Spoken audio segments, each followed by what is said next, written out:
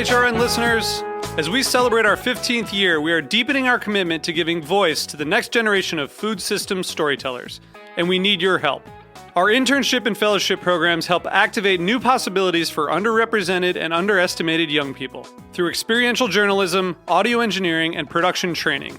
Through these unique programs, HRN helps food equity stewards build essential workforce readiness skills that expand their potential and foster economic mobility. Please consider supporting these critical programs. And with a minimum donation, you can be entered to win a dinner for two at an amazing restaurant in one of 8 cities and tickets to a concert at a great venue in one of those cities. We have incredible partners across the country who have donated, as they also share our passion for helping to educate the next generation of food systems storytellers. Check out heritageradionetwork.org/15 to donate and enter to win today. That's heritageradionetwork.org/15 to donate and enter to win today. And make sure you donate before March 31st. Thank you. Hearst Ranch is a proud sponsor of the Heritage Radio Network. Learn more about Hearst Ranch at HearstRanch.com. This week on Meat and Three, we celebrate good news in the food world, from record-setting butter sculptures to the latest discoveries in crop cultivation. I think it was back in 2015. It was 2,370 pounds, and it was a Paris landscape. And so that became the Guinness World Record butter sculpture. We don't understand everything about the world. So plant breeding also lets us work with all the unknown, maybe discovered along the way. And we hear from the beloved chef and disaster relief organizer, Jose Andres. Well, World Central Kitchen, we're an organization that we like to be the first ones on the ground. And more often than not, we are the last ones on the ground. Tune in to Meat and Three, Heritage Radio Network's weekly food news roundup, wherever you listen to podcasts.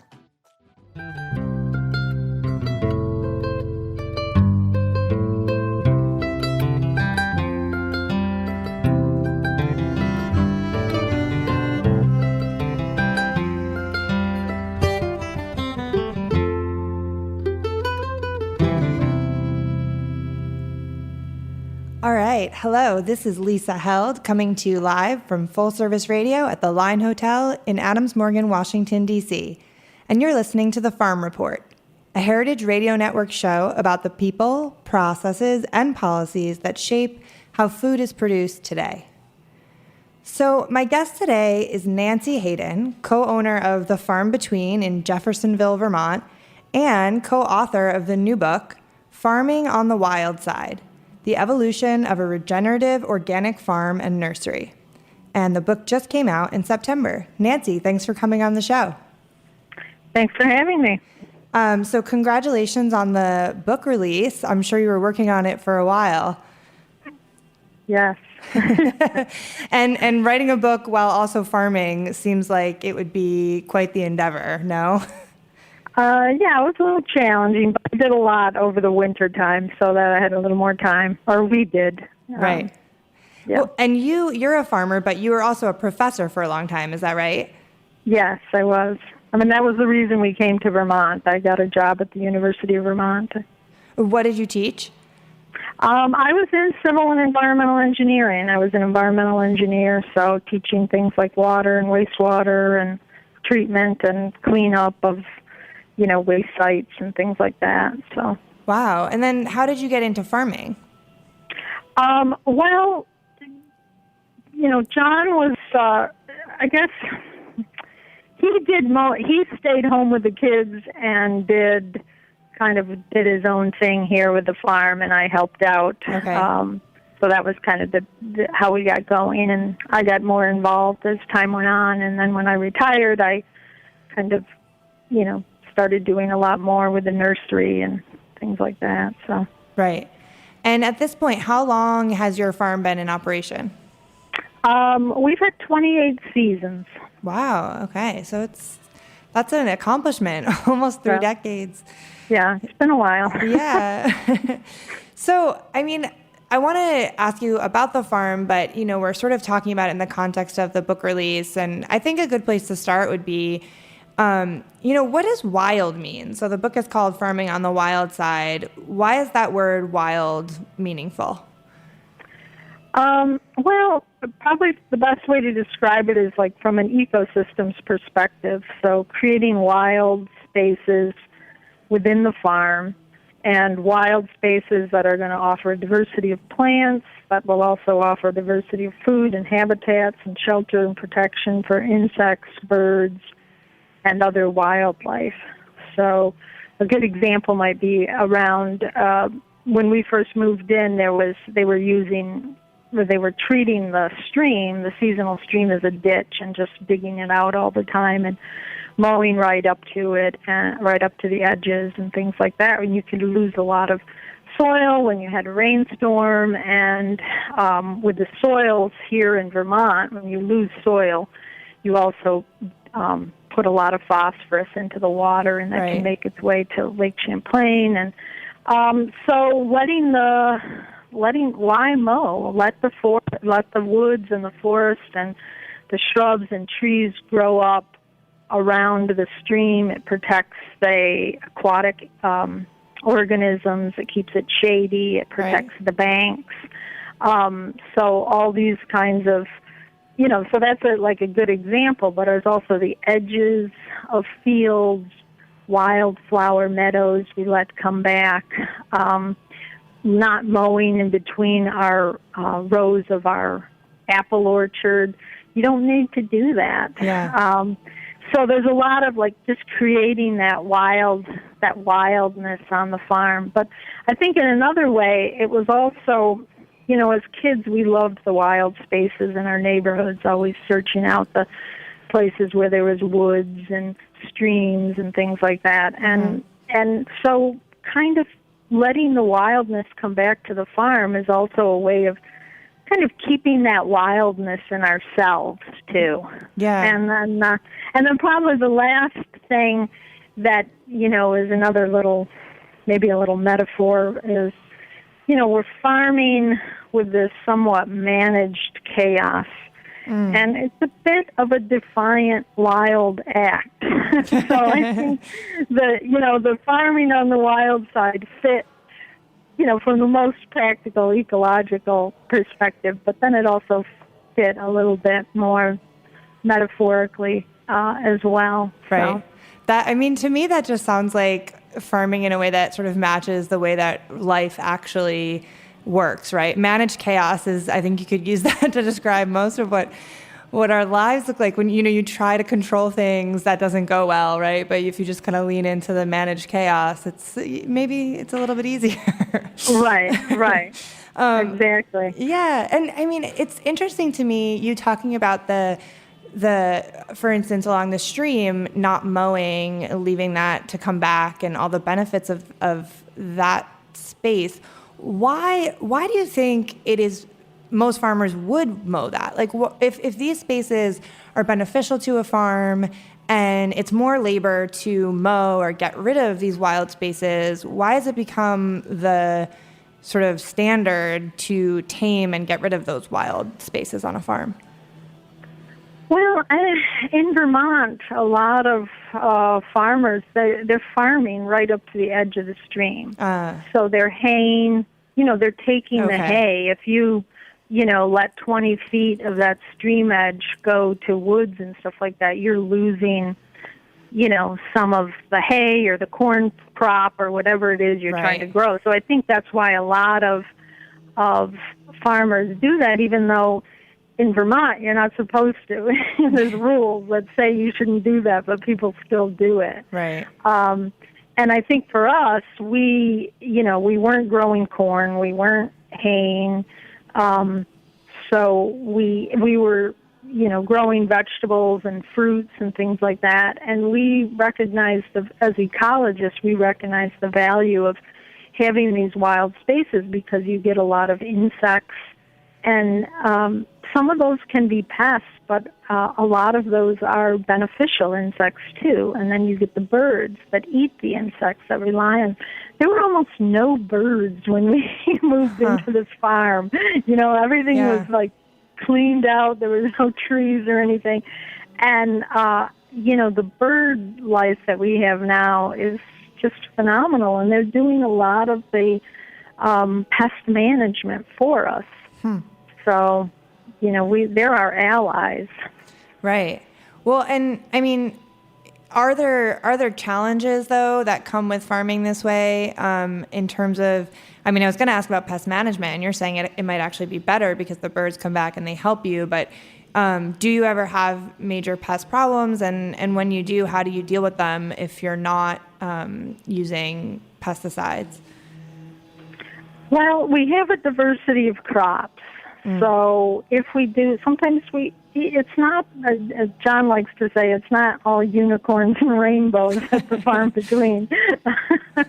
So we have issues. Right. Some of those we can intervene with sort of mechanical, knocking, some caterpillars that might be becoming a problem on one of our crops. We can knock them off into a bucket or something like that. And some of that you can actually, even if you have we have quite a few gooseberries and, plants and several rows. And if we get this imported current worm problem, I can go through there pretty quickly and kind of clean up a lot of those worms and those little insect larvae and prevent problems. So it's not, some people, as running a nursery, we have some people that ask us like, oh, I have these imported currant worms on my red currants or something. What should I spray? And I'm like, how many bushes do you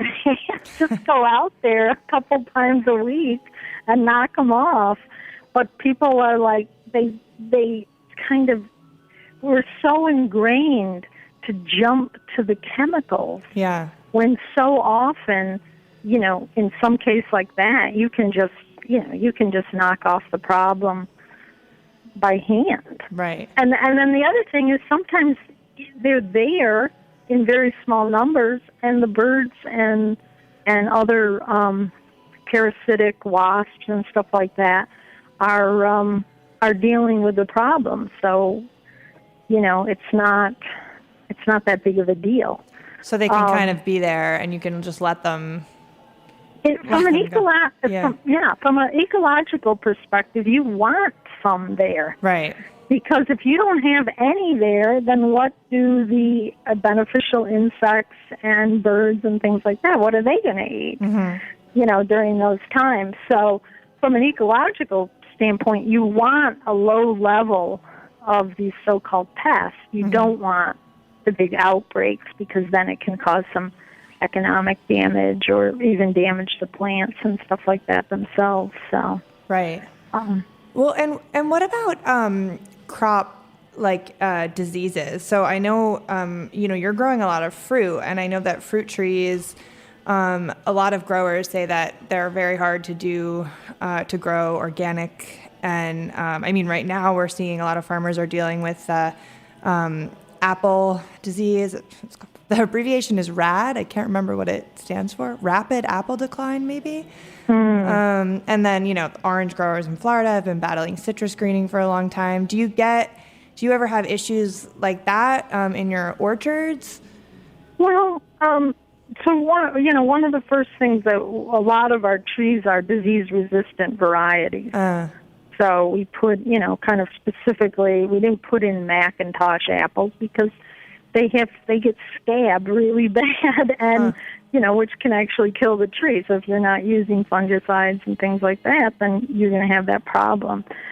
So that's sort of the first thing. The other thing is we don't, a lot of these growers, they have huge acreage of monoculture, and if you start getting a problem, that's the only crop you've got. You can feel for them. They're very risk averse, and they're not making a whole lot of money on their apple crop or on their orange crop or something like that. So you can kind of understand their thinking about that. But we always go back to, why are we still growing everything in monocultures? Right. Why aren't we thinking about diversifying crops and on a farm and using, even interspersing? Like, we put a lot of companion plants in our orchards so that they can also be host to some of the same pests that might be on the apples. And then, the birds now have, plenty of food, and they're also pollinator plants. So they help, getting more of the native bees, supporting the native bees throughout the season. And those are the ones that are pollinating pollinating our trees and stuff like that. So I think, a lot of the problems stem from this monoculture mentality, and then that feeds on, you need the pesticides, and you need the inputs, and you need to import the bees, because honeybees, because you have acres and acres and acres of almonds, and there's no other insects around, Right. to help pollinate. So it's kind of, you have to keep kind of stepping back and saying where are some of the real issues, and, monoculture systems are sort of a big issue. Yeah, absolutely. So can you give us a sense of what diversity looks like on your farm? Like what did you grow this year? So, it's all perennial fruits and some perennial vegetables. So, apples. Well, let me just start from what blooms first. Are these things called honeyberries or hascaps? They're very popular in Canada. They bloom really early, and it's just so nice to see all the bumblebees on them. It's like 35-degree weather, and they're out there. Wow. Pollinating and looking for pollen and pollinating in the meantime. So those are some of our earliest crops. And then we have a lot of currants, black currants, red currants, gooseberries. We have some of the regular stuff like blueberries and apples and stone fruit, cherries and plums. And then we also have something called aronia berry, which is also known as a black chokeberry. It's a native berry. Those are getting like some attention for being sort of like, aren't they like super nutrient dense? Super, highest antioxidants of any fruit can grow here. We actually sold our crop, half of our crop, to a local brewery in Burlington, Zero Gravity, and then the other half to a Shacksbury cidery. So I they love really like Shacksbury. these They're tannic, so great. these tannic kind of fruits that are unusual, but other people are using them in their smoothies and things like that. So they're really healthy, and we do a lot of elderberry. We do fall raspberries, and we do rhubarb. Rhubarb is also popular with cideries. They like some of these unusual fruit that they're growing, and we've really been kind of developing a market with them, because in Vermont there is a huge these entrepreneurial beverage companies, whether it's wineries, cideries, breweries, juice makers, that kind of thing. So they've been really great to work with, and wholesale a lot of our fruit to them. Is that a big part of your business, wholesale, or do you sell at markets as well? Well, we up until last year, we were selling also fresh fruit to in the Burlington Farmers Market, and we'd make syrups and put them on shaved ice and sell snow cones and all this kind of stuff. Like, we decided we're getting too old for this.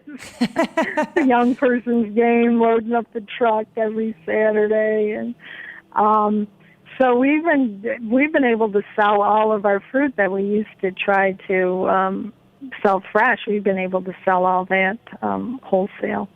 Wow. With that said, people weren't, the local customer wasn't buying aronia berries and stuff like that. Right. Elderberries maybe, because they want to make their own syrup. And black currants, the people that would buy those all had an accent. They were either from England or Russia or Germany. They come out of the woodwork for the black currants because they love them. And it's not as popular with Americans to eat those, but they're delicious, and they've got high antioxidants too. So interesting. I want to ask you about, you have a chapter in the book called Agroforestry, and I've been reading a little bit about it, and it's a really fascinating form of agriculture that seems to be getting a little bit more attention now. Can you describe what agroforestry is and how you're practicing it on your farm? I think like agroforestry is a little bit like how people farmed 100+ years ago. Right. They had a whole bunch of trees and they grazed their animals. They grazed their animals under the trees, so it provided shade, and they had apple trees, and then in between the apple trees they were grazing their animals, and they protected the stream. They had forests, and woods on the edges of their stream because they didn't have all these big equipment to, to hay and all that kind of stuff. So they were doing what now people are saying, wow, these are really great ideas. So that's basically it. You're growing trees and crops, or you're growing trees and grazing your animals in the same sort of farm, on the same spaces and things like that. So it's very mixed. You don't necessarily have a big, giant field of something. You might have a hedgerow that in between your fields, because they found that, hedgerows, not only is that supporting the wildlife, but it actually causes a lot of crops to grow better because they're just protected from strong winds and things like that. So, I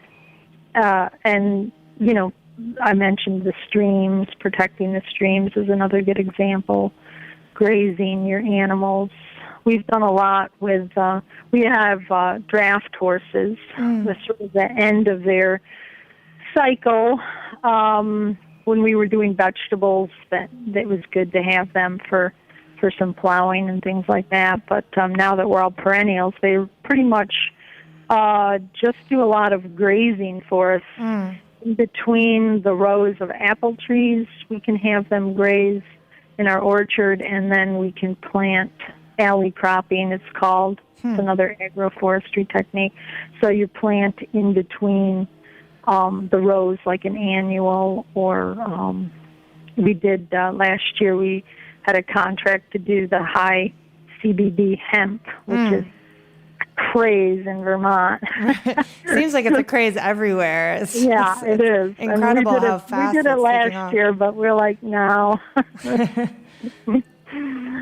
So, but that's some of the types of techniques that people can do, can use, and I think it's really proving itself. Again, it's sort of this, I think what's different is the mentality that people are having, and it's getting away from this monoculture mentality into an integrated ecological system. Right. And that's where we can really, make a difference in agriculture, because right now most agriculture is actually causing harm. It's causing pollution. It's losing CO2 into the atmosphere, generating emissions and things like that. It's, using pesticides that are that are harming pollinators, bees and things like that. So, but by using some of these other techniques, we can start sequestering carbon in soils, no-till soils, so you're not turning up the soil all the time, causing that bacteria to eat the organic matter and emit it as CO2. So you can sequester CO2 in the soils, in the trees, the woody shrubs, and actually make a difference. So now be a sink for CO2. And you've got these forested areas along your streams, so you're preventing contaminants and pollutants and sediments from being washed away. So it really needs to be how we start changing our whole paradigm, our whole thinking about agriculture, right, instead of an extractive into a regenerative, and that's going to be better for everybody. Right. And I mean, you have a whole chapter in the book on climate change, and obviously the moment we're all in right now, we are all talking about it a lot because it is a crisis moment. I'm curious, are you noticing any of the effects of the changing climate on your farm yet in Vermont? Oh, yeah. Things like, let's see. We had Hurricane Irene in 2011, which was the second 500-year flood that summer that flooded our farm. It was a big change for us. We were already changing to perennials, and it really said, no, we've got to go 100% now. That was a good kick in the butt. Not this past summer, but the summer before, we had severe drought in our area of Vermont and where our farm was. So we had, lost some of our, with perennials, the nice thing is they were affected, and there was a fair amount of dieback in some of our crops in terms of the plant, but they're robust enough, they're pretty tough enough that, they'll lose some branches and things like that, but they don't die completely. So it did affect the crop this year for like elderberries and stuff like that. Right. The other big thing that we have is these temperature swings in the winter. And, it can get up to 40, and, you might have a 35, 40-degree day in the winter, and then, 2 nights later it's 20 below. Oh my God. And those kinds of temperature swings are really tough on perennial plants and trees and things like that. So that's a little, something to think about in terms of that. I mean, so far it's affected. Seems like it affects our blueberry crop a lot, and we get a lot of dieback on our blueberries. But and that's tough because you're planting perennials, presumably because they're more resilient to the effects of climate change, right? But then they're actually, unfortunately, there's this other way in which the effects of climate change are maybe affecting the perennials even more than... Right. Well, it usually affects things like their flower buds a lot, these big temperature swings, or you get rain and then it freezes, and that does a lot. Although, most of what we're growing is, like, blueberries are native plants to this area. Right. So they're pretty robust in themselves. So it doesn't really necessarily kill doesn't kill the plant. It's just like that year you might not get a good blueberry crop. So for us, that's why we have so many different crops, because if we didn't have a good blueberry crop this year, but we had a really great aronia crop and raspberry crop and apple crop. So usually, if something's not that good, there's, a whole bunch of other things that are making up, picking up the slack. So yeah. On that note, we have to take a quick break, and when we come back, I want to talk a little bit more about how you make the economics work. We'll be right back.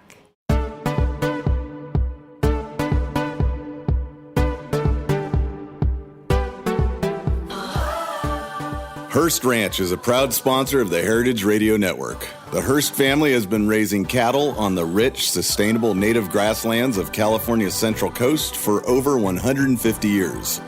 Piedra Blanca Rancho in San Simeon is the original Hearst Ranch, founded by George Hearst in 1865. George's son was the famous publisher William Randolph Hearst. In addition to being known for building the iconic Hearst Castle, William was, like his father before him, an avid rancher. In his words, "I would rather spend a month at the ranch than any place in the world."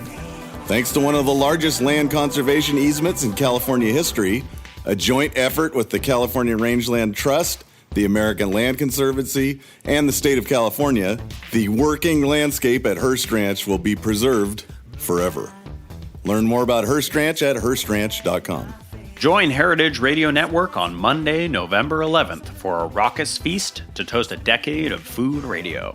Our 10th anniversary Bacchanal is a rare gathering of your favorite chefs, mixologists, storytellers, thought leaders, and culinary masterminds.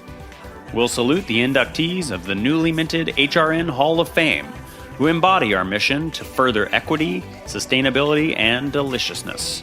Explore the beautiful Palm House and Yellow Magnolia Cafe, taste and imbibe to your heart's content, and bid on once-in-a-lifetime experiences and tasty gifts for any budget at our silent auction. Tickets available now at heritageradionetwork.org/gala. All right, we're back. This is Lisa Held. You're listening to The Farm Report, and I'm here. I've been speaking with Nancy Hayden, author of Farming on the Wild Side. We covered a lot before the break, and, right before we were kind of talking about the effects of climate change, and Nancy, you were talking a little bit about how when one crop fails, you have other crops that you can rely on. That's seems like one of the benefits of a diverse farm, right? Right. And, I'm really interested in this question of how people are making small, regenerative, diversified farms economically sustainable. It seems to be really hard. And as a reporter, I've been talking to lots of farmers who are having trouble making it work. And in your book, you have various chapters about you've tried different approaches in terms of what you were growing to make the economics work. So can you talk a little bit about, based on your experience, what you've learned over the years about how to make this kind of farm work economically? Yeah, that's always a tough question. It's hard, right? It is. We came, as I mentioned, we came to Vermont. I had a good paying job, health care. That's all the bank considered for the mortgage. They didn't consider potential farm earnings in terms of what kind of mortgage we could get and everything. So in a lot, and I liked my job. It wasn't like I was forced to work off the farm or whatever. Mm-hmm. So, I liked my job. It freed up John to stay home with the kids, and, experiment and learn and create, some really interesting integrated, crop and livestock systems, and then with the horses and, trying CSAs and, a lot of different things. And the beauty was, basically the farming operation paid for itself. It paid for labor. It paid for, supplies and equipment and things like that. But it didn't pay the mortgage, and it didn't pay the kids' college education and all that kind of stuff. So it provided us an amazing, rich experiences as well as great food. Right. And so those are kind of like even for the kids, it provided them a great learning experiences, and they helped some jobs for the summer, a lot of things like that. So it was great. But then I was thinking about, I wanted to retire early. I had an option to do that, and we were like, the mortgage was paid off, kids were gone, can we even support the two of us on this, small fruit farm? And even after that was a question. That was a serious question. Yeah. Because, things, there's a lot of expenses. Yeah, so, yeah. The nursery, we started the nursery that, then at the same time we were doing a lot of value-added fruit, things like that. And we thought that we'd be able to do it. And so I did retire early. And we were able to do it. It was tight. And but we were able to pay the bills. Again, the mortgage was done, right. So that freed up a lot. Yeah. And And so it worked, but the fruit, I think, was the fruit and the nursery and things like that. They were high value. Vegetables, and there's a lot of competition with small vegetable farmers. I'm not sure we could have really, me retired and really done it. I think the fruit is what allowed us, because you can get a lot for organic fruit. There's a lot of markets for, wholesale fruit, like I mentioned, these breweries, these beverage entrepreneurs and things like that. And the nursery, people really want to start growing their own. So that kind of worked, and the economics worked out for us. Then plus, we were aging, and we didn't have the kind of energy that we had when we were in our 30s. Yeah. So we had to figure that into the equation too. We were able to make it work. But like I said, we weren't paying a mortgage and sending our kids to college at that point. They were already done. So. Well, and you just said that, if it had been just a diversified vegetable farm, you don't think you would have been able to do it. Like, isn't that kind of a crazy fact that people can't make vegetables work? They can, but they need to be bigger. Yeah. Our friends down the road from us that we've been longtime friends with for 28 years, and they have an organic vegetable farm. They also have a nursery, for starts and flowers and things like that. But they're a lot bigger. Yeah. And maybe they're a lot better too. I don't know, but they were able to make it work, and save for college and pay exorbitant healthcare costs and things like that because of our crazy healthcare system and stuff like that. But so people can make it work. Yeah. But, I think on the small acreage that we have, our best bet really was these perennials and perennial fruit and things like that, nursery and stuff like that, high value crops. Right. Yeah. You weren't interested in expanding and getting bigger. No. Right. No. Yeah. One thing that I wanted to kind of looping back to what we talked about in the beginning, and the sense of wildness on the farm. I've heard from a lot of farmers who farm like you do, or in a similar way, right? Like doing diversified organic production or some form of permaculture, that other farmers or neighbors see their farms and think what a mess, right? People don't, aren't farms supposed to look like perfectly uniform rows of corn? I guess I'm curious, do you get from people? And is there is that part of this book, is educating about what farms can look like? Right. Yeah. I think that's sort of what I mentioned, that sort of defiant, wild act, because, people do think that we're not keeping it up. Yeah. And the farm, when we bought it, this is sort of a, bucolic dairy farm, the big barn and big red barn and all that kind of stuff. We've actually seen that picture of our barn on and this egg carton from Pennsylvania. They put some chickens in front of it. And somebody had it from an Iowa, gosh. supposedly an Iowa scene. I'm like, what? This farm. How did they get the picture?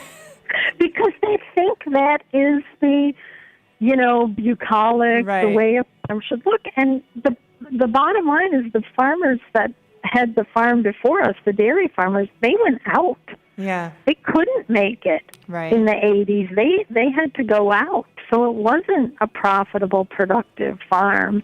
And we've been doing this for 28 years, and granted, we're not getting rich on it, but it's been productive, and we've, it's helped us economically, and now, we're able to, reap the benefits of it and things. So we need to rethink pretty. We need to, mowed lawns, and are there really biological deserts? And having trees on your lawn that are ornamentals that no insects eat.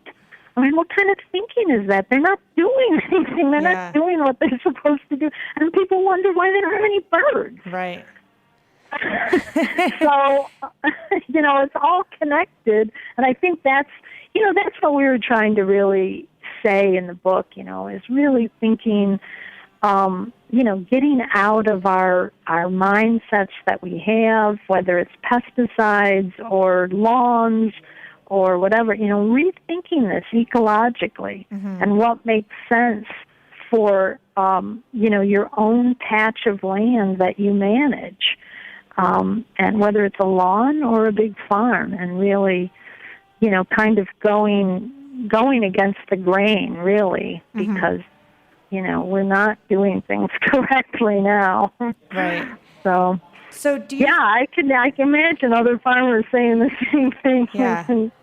Especially farmers, I've talked to organic farmers that are in kind of, in the Midwest or in areas where there is a lot of row crop production. So when they're sort of, their farm is among those, it looks so different. And even if it's not as wild as yours, even, it can look wild compared to, just rows and rows that look kind of immaculate and uniform. Right. And they're using all the GMO corn and spraying the herbicides, and they don't have anything in between the rows anymore.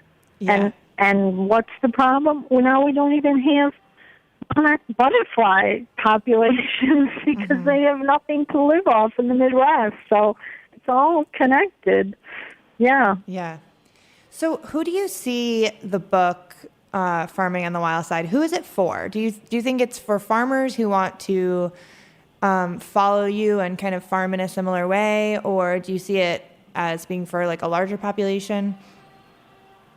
Well, we really hope that it can inspire everybody to sort of rethink their relationship with their environment, and with, whether it's a potted plant in their apartment and a park across the street, or their lawn, or their farm, or everybody, I mean, we give a lot of our philosophy, a lot of our ecology background and thinking, and that's what we really hope to inspire people to, think more ecologically. And I guess so it's for everybody. Great. It makes a great Christmas gift. Yeah, that's good timing, right? Well, Nancy, thank you so much for coming on the Farm Report. It was great having you. Oh, thank you for having me. Thank you all so much for listening to the Farm Report on Heritage Radio Network. If you enjoyed the conversation, please subscribe to the podcast, rate it, and share it. I'll see you next week.